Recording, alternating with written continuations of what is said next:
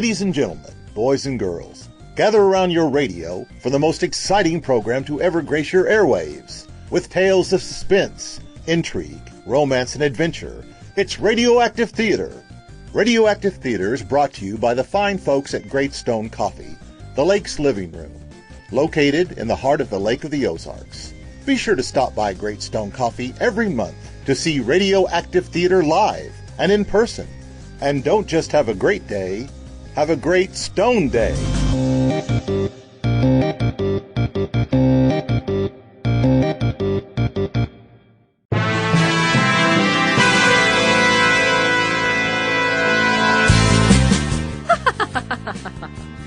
Who knows what vile, disgusting, degenerate evil lives in the minds of men? I do, for I am the Silhouette. Olivia de Grey leads a double life as a beautiful socialite and the avenging crime fighter, the Silhouette. She's a forward-thinking woman trapped in a man's world of the 1930s. Utilizing mystical mental powers taught to her in ancient Tibet, she has developed limited telepathic skills and the ability to make herself nearly invisible, leaving just the outline of her hourglass figure. The champion of the weak and downtrodden, she unleashes her fury to protect the victims of domineering mankind. The identity of the Silhouette is only known to her personal assistant and friend Miles to Go. Today's exciting episode, brought to you by the good people at Great Stone Coffee, is called Sweet Singin' Sammy's Swan Song.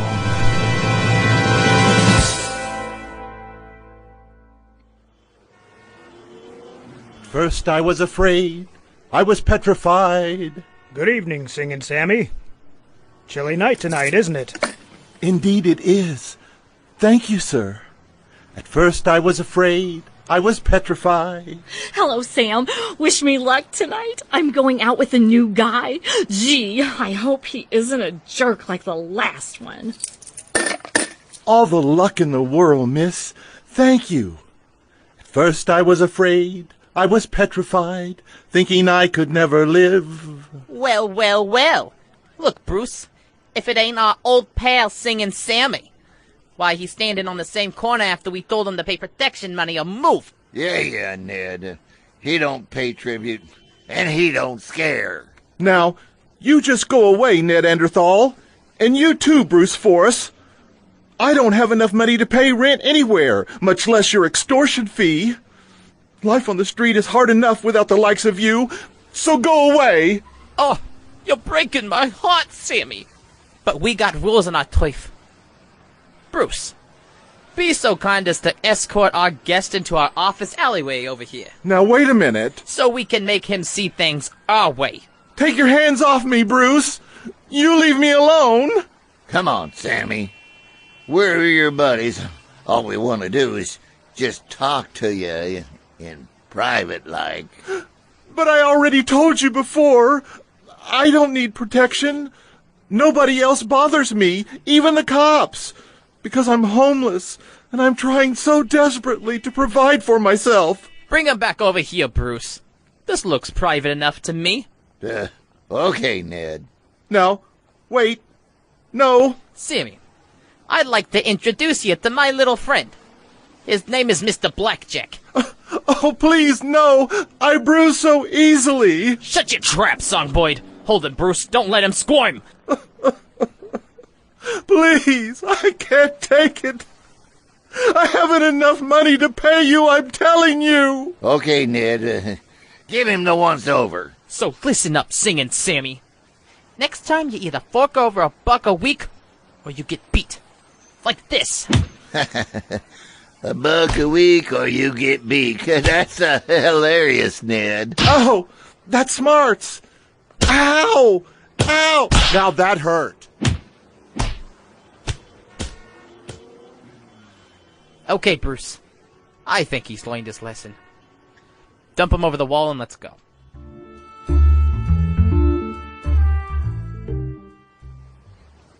Look at all those people, Olivia. Isn't it incredible how any little thing on the street can draw a crowd? Yes, Miles, but sometimes those little things turn out to be big things. Olivia de Grey, your keen observations never cease to amaze me. That's why you're the boss. Look, The crowd is trying to get into the alleyway. I'm picking up some of their thoughts, though. With your limited mystical telepathy as the silhouette?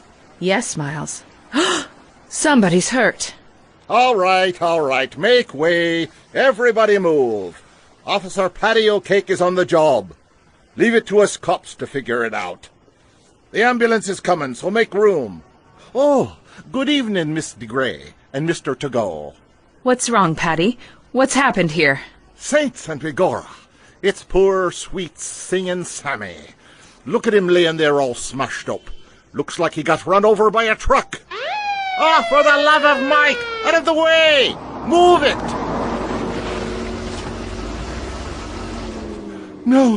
No, don't. Stop hitting me. I can't take it. I can't pay. I can't. Okay, straight to the hospital and make it fast, boys. The lad's in a bad way. Let's go.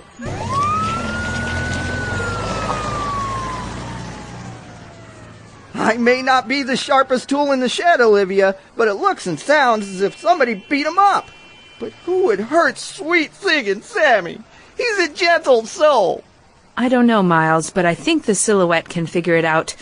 Poor Sammy looked so bad. I'm afraid he may not make it. We'd better go to the hospital in case he has any last words to help us find his attackers.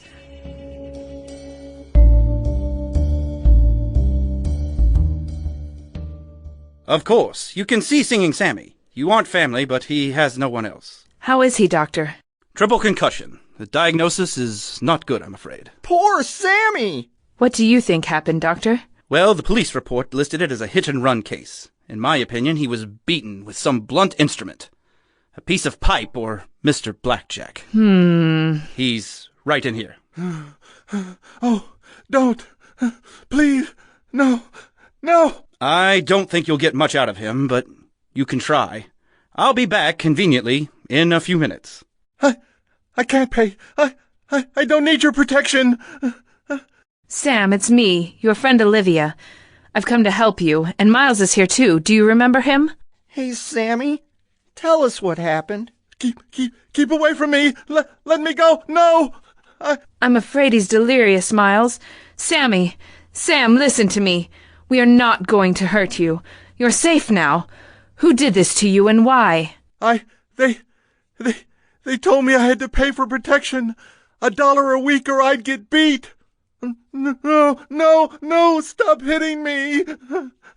Gosh, Olivia, that can't be true. Nobody could be so low as to make a racket out of organizing beggars and then make 'em pay a tribute. It is difficult to believe, Miles, and I call them street people, not beggars.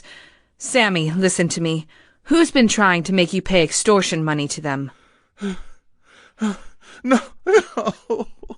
Don't hit me again, Ned Anderthal. Let go of me, Bruce Force. Don't. I can't pay. Blind Melanie can't pay either.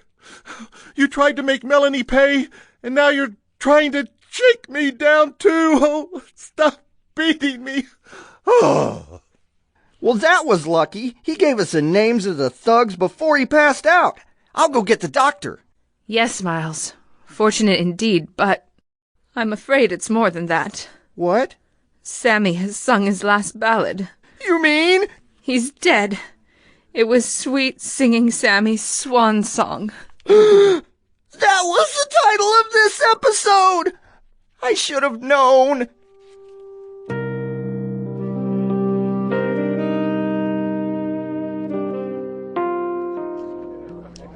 Folks, I guess you're wondering why the word went out over the beggar's grapevine for us to meet here on my street corner. Blind Melanie's got something to say to us. Thanks, Limp Biscuit. Fellow beggars, I guess by this time you all have heard that our dear friend, Singing Sammy, is dead. And you know the scumbags that did it. Now, don't think I've asked you all here to fight the dirty rats that pulled Sammy into that alleyway. and beat him to death. And you can't ask the cops for help, Melanie. Yeah, we tried that, and they just laughed at the idea of anybody trying to make us pay for the right to make our living on the street. Like I sell chalk, Sammy sang, and you sell shoelaces, Limp Bizkit. And the rest of you poor suckers do whatever you can. But Blind Melanie, I got was murdered. Why don't they try and arrest the guys? What did it? They've written it off as a hit and run, ugly kid Joanne. Besides, who gives a potter's damn about us beggars? Yeah, but what are we gonna do in the meantime, Melanie? Sammy's death was just a warning to all of us from Ned and Bruce. Either we pay up or move on. Ain't nothing gonna change. We just gotta go away. We can't stay here, and it will always be the same. No, it won't, Limp. Yeah, that's what it means, Melanie. I'm starting to hate the city, but there's nowhere to go, 'cause I hate the countryside, too. Ugly kid Joanne, you hate everything. But hang on, everybody. Something's gonna happen. Somebody's gonna help us for a change. Who's gonna help us poor beggars, Melanie? Before I tell you, I want to remind you I'm not a drinking woman, and I don't hear imaginary voices. But late last night, somebody talked to me at my cardboard box. Somebody you've all heard about.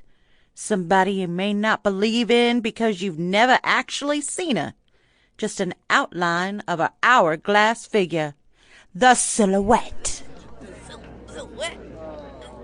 She wouldn't bother trying to help folks like us. Oh, you are wrong. Because she asked me to call all of you together.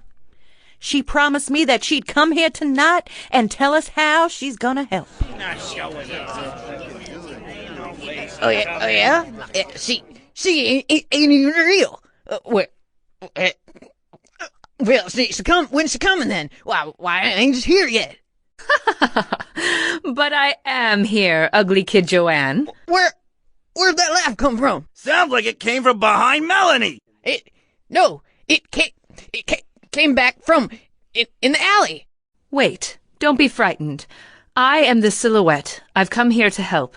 If you will accept my vaguely seen presence without question, without fear. Yeah, I can barely see your outline in the shadows of the alleyway. She's for real, folks. The Silhouette herself is here to help us. She'll save us from Ned and Bruce's protection racket. Yeah, be awesome. Now, wait a minute, all of you. I've already told her all I know about Ned and Bruce after they try to horn in on my chalk business. Now y'all listen to what she wants us to do. You are the victims of man's cruelty and the meanest racket in the world, bullying the downtrodden. The Silhouette will aid you to defend yourselves, but I believe that one among you is a spy, an informer. Judas? Oh, man. Which one of us is it? Tell us. No. Sooner or later, he or she will betray themselves. There are too many of you for me to use my limited telepathic ability to single out the guilty mind in the crowd. What do you want us to do, Silhouette? Continue with what you have been doing. When these evil men approach you again, pay them or promise to do so. Then go to the west wall of the National Armory and make your sign of distress with some of Blind Melanie's chalk. Use the street people's symbols to communicate with one another. The Silhouette will understand those symbols and come to your aid. That's a good idea. We could totally do that. As for the informer in your midst, take this warning to the despicable boss you serve. If one more cent of hush money is levied, if they so much as lay a hand upon one of these street people, they will answer to the Silhouette.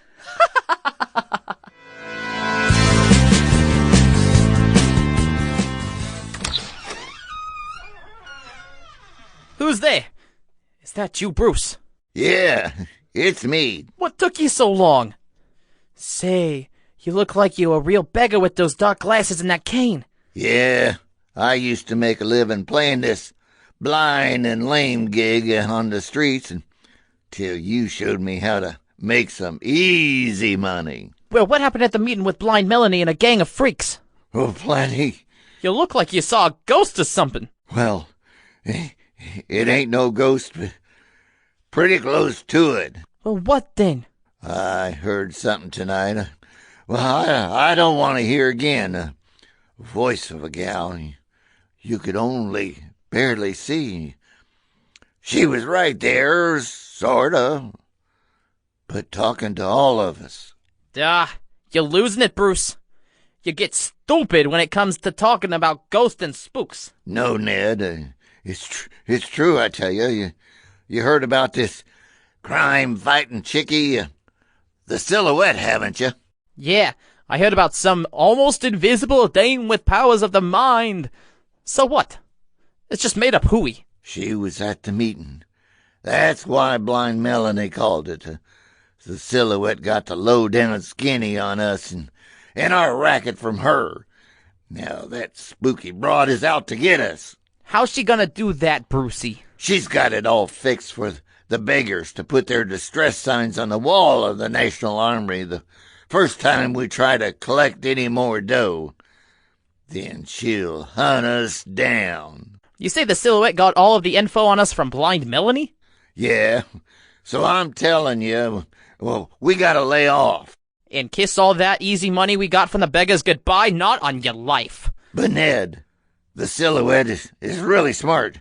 She's caught plenty of big crime bosses in her gang, so what chance do we have against a shark cookie like that? Listen, Bruce. You're all the gang I got. I ain't letting this go.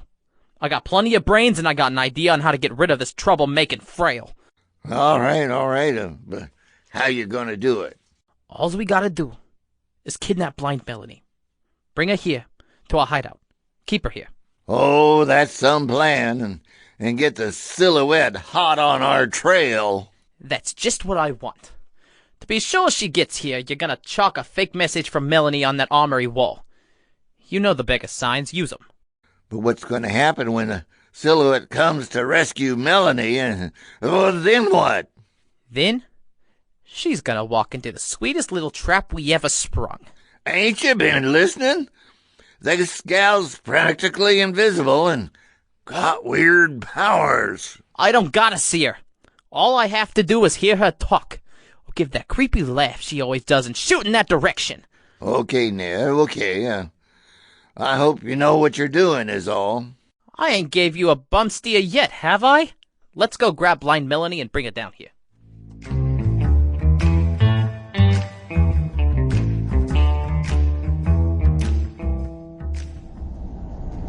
But why did you want me to just drive past the National Armory, Olivia? I'm looking for the literal handwriting on the wall, Miles. I'm clueless once again, Olivia. What do you mean? The Silhouette made arrangements with Melanie and her friends to post any distress messages on the west wall if those two thugs contact any of them and continue with their strong-arm tactics. Right, but surely these petty crooks wouldn't be that stupid when they know you are on the case. Oh, Miles. I've discovered that there's a reckless bravado with men of big muscles and little brains. But don't forget how dangerous even stupid men can be when cornered. I'm not forgetting for a moment, loyal friend. Stop the car, Miles. Here's the armory. What do you see, boss? There's the signs on the wall. It's what I've been expecting. You mean those crazy chalk marks? All those crosses, circles, and numbers? Yes. It's a message from Melanie. She's in trouble. She says she's waiting for the Silhouette in the basement of 19 Lamont Lane. I will get you there, Olivia. Thank you, Miles. But not all the way. Stop a block from the address and let me out. You got it. Shall I wait for you? Yes. Wait half an hour. If I'm not back by then, notify Officer O'Cake and have the police raid the house. But why? I don't think Blind Melanie wrote that message. I'm getting a premonition from my heightened mental powers that the Silhouette may be walking into a trap.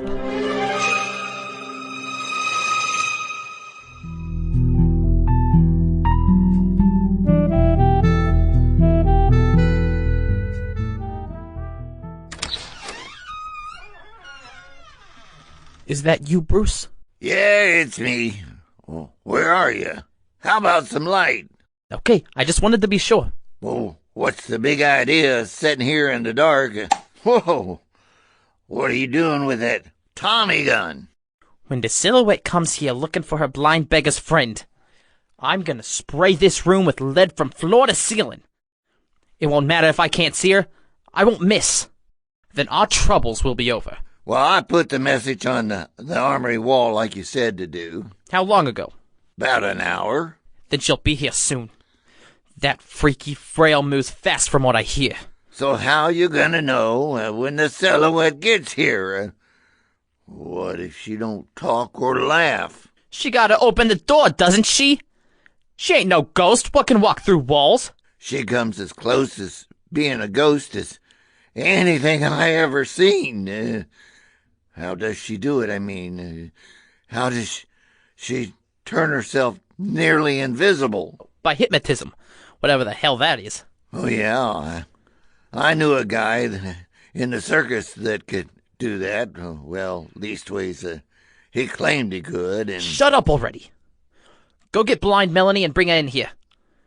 She's in the back room. Hey, old lady, you're coming with me. I'm coming. Don't think I'm scared of the scum of the earth like you two. Ah, pipe down, Granny. What do you want with me? Bring her over here and shove her in this chair. You heard the man. Move! Take your hands off me. I may be old and blind, but I take no grief from trash like you. Take her cane from her and make her sit. Give me that stick. Oh, I'll give it to you all right. Here, take it. Ow, ow. Stop it, you crazy old bat. Give me that. Put her in the chair and hold her there. You got your knife? Sit still, Grandma. I got my knife. Well, get it out. If she tries anything when the Silhouette shows up, let her have it right between the shoulder blades. So, you know about the Silhouette, and that she's coming for you. So there was a squealer at our meeting. That was no squealer. That was me. Yeah, we're expecting your friend most any time now. I put a message from you on the west wall telling her to come here. Yeah.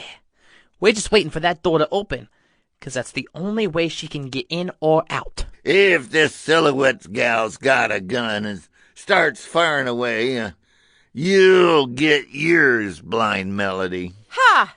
The Silhouette doesn't need a gun. She uses her brains, not bullets. It's her, Ned. The Silhouette's in the room. Do something. Shoot! Shoot her! Kill her! I ain't sure. I gotta be sure. There are only two certainties in life, boys. Taxes and death. It's her! It's her! Shoot! Shoot! Hey, Ned, you shot out the lights. Yeah? So what? I got her. I got the Silhouette.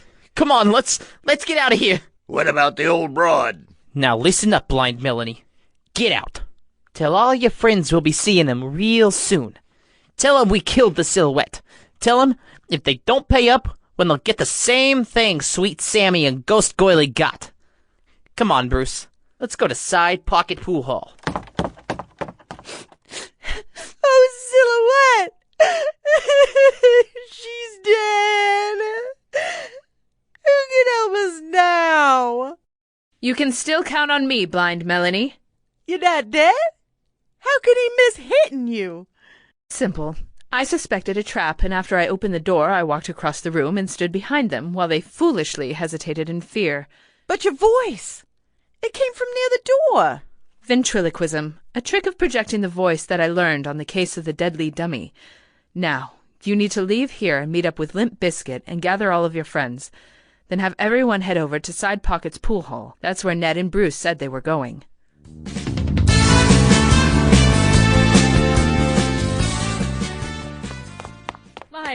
Miles! Thank goodness! There you are, boss! I was beginning to get worried. The half hour is almost up. What's happening? I'll tell you on the way. Quick, start the car. You need to head over to Side Pocket's pool hall on Grant Street. Ned Anderthal and Bruce Force are going there. When we arrive, I need you to telephone the police and have them cover the back alleyway. Do you got that? Got it!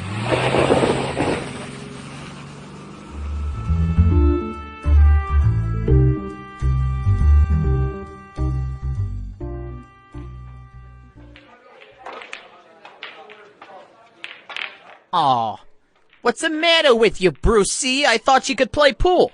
You missed that shot by a mile. I can't keep my mind on the game. Can't stop thinking about... Pipe down. Everything is hunky-dory, I tell ya. I couldn't have missed the silhouette. You heard her fall, didn't you? I think so, but... But nothing. We got nothing to worry about. I tell ya. The spooky lady is out the way, and we got side pocket. The owner of this establishment to vouch that we have been here all evening. Now see, here comes old Side himself. Hey, Ned. I know I told you I'd give you an alibi, but I don't want no trouble. I don't want my pool hall closed up. Side, what's the matter with you? What's going on? It's that bunch of beggars you've been working your new racket on. Blind Melanie, Limp Biscuit, Ugly Kid Joanne, all the ones in town. What about them? Well, they're all out in the street. There must be 20 or 30 of them, and more coming every minute. Oh, yeah? Who tipped them off we was here? Is this a double-cross, Side? No, honest. Somebody must have tailed you here. Listen to them. They're after us. Come on. Let's get out of here. Yeah, we'd better beat it. They'll tear us to pieces the minute they get their hands on us. You better slip out the back door over there. It leads into the alleyway. That crowd might be homeless and handicapped, but they will tear you a new one if they get a hold of you. Let's scram, Bruce. We'll get these monkeys tomorrow, one by one. I'll teach them to gang up on us. Come on. Hey, Ned, wait. Look down that alleyway. Holy moly, cops! Half a dozen of them. Yeah, we can't go that way. Let's go back inside. Hey, Side Pocket, do you have any other way out of your joint? No, it's either the alleyway or the front door. Hey, Ned, sounds like that bunch in the street are starting to come in. Yeah, we're trapped like rats. What are you two rodents going to do now? I knew it. It's the silhouette. You didn't kill her. No, you won't go to the electric chair for the murder of the silhouette. So you got away, baby. Well then, the cops ain't got nothing on us. Come on, Bruce. We'll go out the back door and surrender to the cops. They can't hold us longer than 24 hours with no evidence. But wait, you've forgotten the murder of sweet-singing Sammy, haven't you? You can't pin that on us.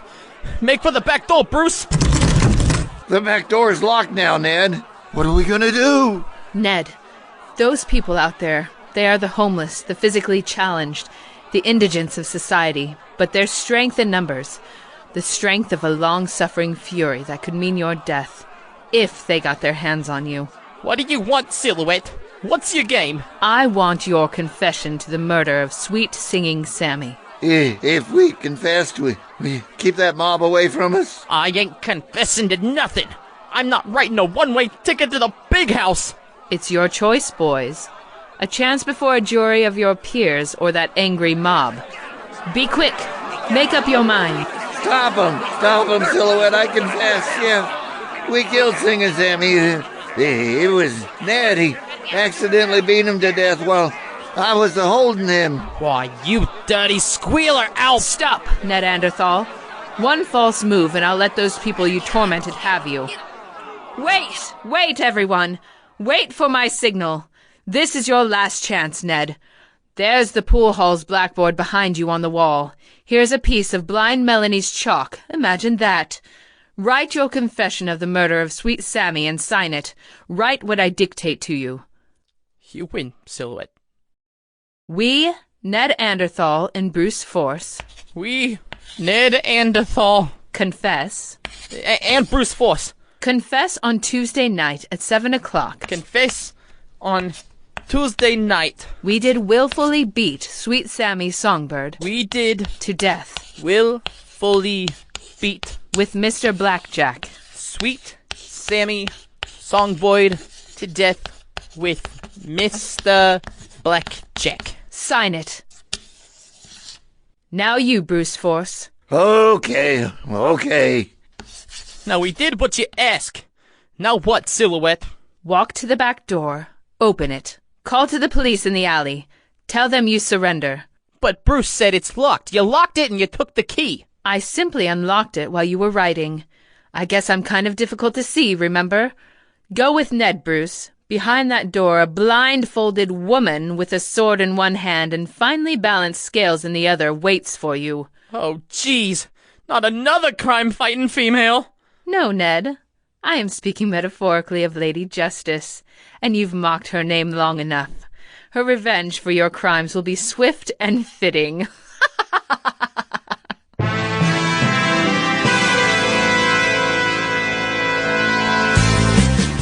The wicked plans of mice and men often go awry. I know, because I am the Silhouette.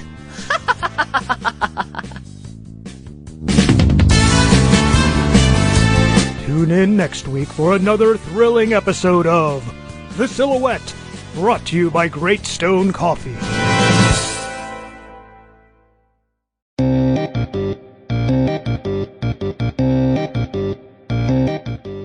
You've been listening to Radioactive Theater, brought to you by Great Stone Coffee. Tonight's episode has been The Silhouette, Episode 1, Sweet Singin' Sammy's Swan Song, starring Samantha Agnew as The Silhouette, Tony Coons as Miles to Go, Larry Williams as Sweet Singin' Sammy and Officer Patty O'Cake, Will Runyon Jr. as the announcer, Man on the Street, and Side Pockets, Lorianne Stuckmeyer as the Woman on the Street and Ugly Kid Joanne, Josh Crane as Ned Anderthal, Gary Cummins as Bruce Force, Matt Clemens as the Doctor and Limp Biscuit, and Angelina Levon as Blind Melanie.